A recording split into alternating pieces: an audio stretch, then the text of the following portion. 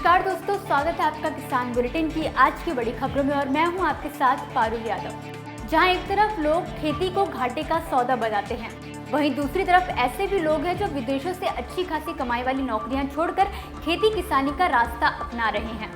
ऐसे ही एक युवा किसान हैं जोधपुर के नवदीप कोलेचा।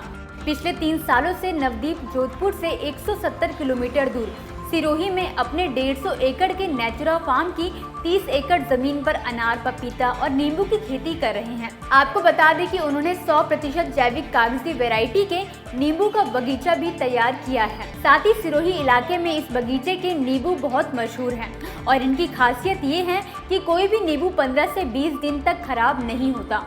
आपको बता दें कि इस साल नवदीप ने अनार की खेती में 70 लाख रुपए की कमाई की है।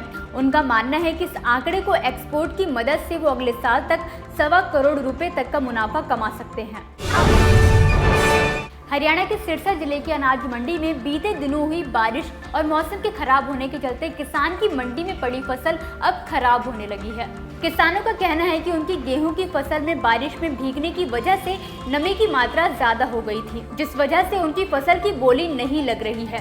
3 दिन बीतने के बाद उनकी फसल अब खराब होने लगी है। गेहूं के दाने भी अब काले पड़ने लगे हैं। किसानों को अपनी फसलों को लेकर चिंता सता रही है। तो वहीं ऑनलाइन के चक्कर में सरसों की फसल का रजिस्ट्रेशन देरी से हुआ और उसके बाद अब गेहूं की फसल नहीं बिक रही है। गांव रंधावा से आए किसानों ने बताया कि इतनी ही फसल उनके घर पर भी पड़ी हुई है। अगर यही नहीं बिकेगी तो और कहां से लाएंगे। किसानों ने बताया कि उनको फसल को डाले हुए 3 दिन हो चुके हैं, कोई भी अधिकारी हमारी बात नहीं सुन रहा है।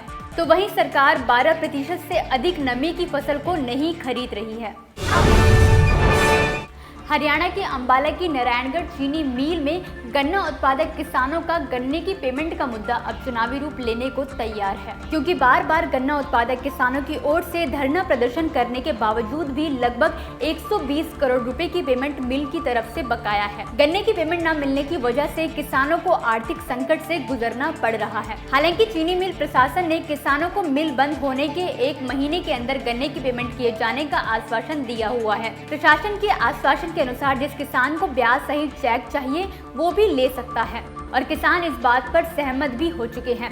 लेकिन किसानों का कहना है कि गन्ने की पेमेंट की समस्या का हल केवल सरकार ही करवा सकती है और अब किसान इस मुद्दे को लोकसभा चुनाव में उठाने की चेतावनी भी दे रहे हैं। किसान बुलेटिन की आज की बड़ी खबरों में फिलहाल के लिए बस इतना ही। नमस्कार।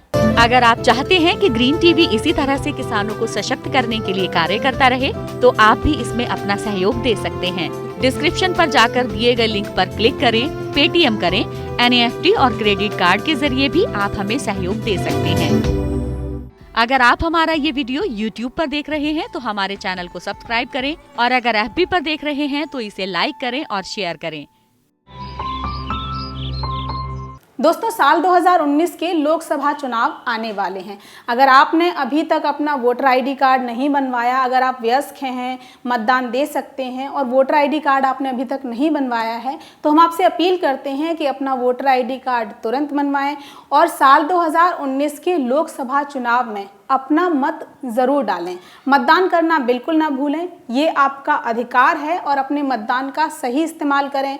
आपके आसपास जिन भी पार्टियों के जो कैंडिडेट्स हैं वो खड़े हो रहे हैं, उनके बारे में जानकारी लें, ये जानें कि उनका क्या मैनिफेस्टो है और जो पार्टी आपको सही लगे शिद्दत से, ईमानदारी से अपना वोट ज़रूर अदा करें।